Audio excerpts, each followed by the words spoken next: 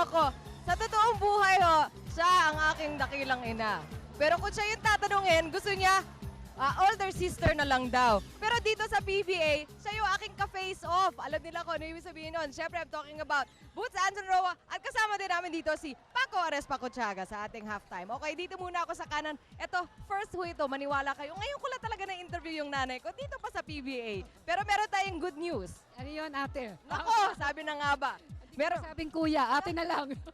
well, first of all, alam naman natin this is not your first time here in the PBA. Alam mo, Chiki, mula nung ako'y mapasok sa IBC 13, talagang ako'y nanonood na ng PBA games. At gusto kong pasalamatan ng mga PBA commissioners and of course Bobong Velez for inviting us over to watch their games and also to come tonight para mabigyan natin ng balita ang ating mga tagapanood tungkol dito sa uumpisahan nating regular show bukas. Ayun, sige, si Paco naman, Paco. Eto na, sige, announce ito da buong madla sa mga PBA fans. Yung ating gimmick starting tomorrow. Okay, tomorrow ho, at 12 noon, magsa-start yung aming gimmick sa Channel 13. Ito yung alas 12 sa 13, featuring Miss Boots Anson Roa, Mr. Eddie Ilarde, Chicky, myself, John Cuenco, and are we having Pia Pilapil also? Yes.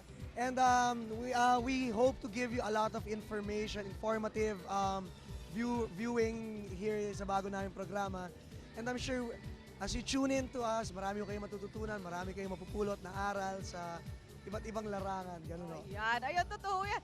Kasali ho talaga ako doon. Saling pusa. Yes, makakasama ko na rin si mami ko sa show. At saka syempre si Eddie Ilarde, yung kilala naman natin yan from Student Canteen Fame. Ma, ano bang may expect nila dito? Anong mahanap nila dito sa alas 12 sa 13 na wala dun sa iba? Alam mo, ate, bukod pa dun sa mga sinabi kanina ni Paco, we can assure our fans na talagang they'll have lots and lots and lots of fun. Talagang mag-e-enjoy sila rito bukod sa matututo, na-entertain sila.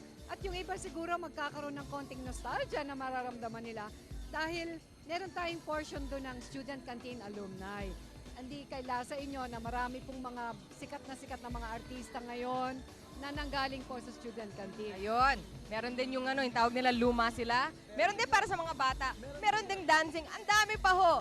Hindi na ho namin ibibigay sa inyo ng lubos-lubos para hindi kayo Kailangan Chiki panoorin nila kasi hindi natin may explain ng Lubusan. Tama, tama. Well, anyway, Paco, thanks so much for dropping by. I hope we see you more here in the PBA. And of course, Ma'am, thanks for coming again. And Chiki, sa ngalan ng Seven Eyes Production, this is a production of Eddie Ilarde in cooperation with IBC 13. Gusto namin magpasalamat sa mga pamunuan ng PBA at kay Mr. Bobong Velez, Chiki and Dong. Naku, si Dong, palagay ko, hindi pa bumababa yung blood pressure. Tama, okay. Pati si Paco. Okay, magkikita-kita ho tayong lahat. Kaming tatlo ho, starting tomorrow sa Channel 13, 12 o'clock to 1:30, alas 12 sa 13. In the meantime, PBA halftime is over. Adidas halftime report na lang natitira. Diyan lang kayo.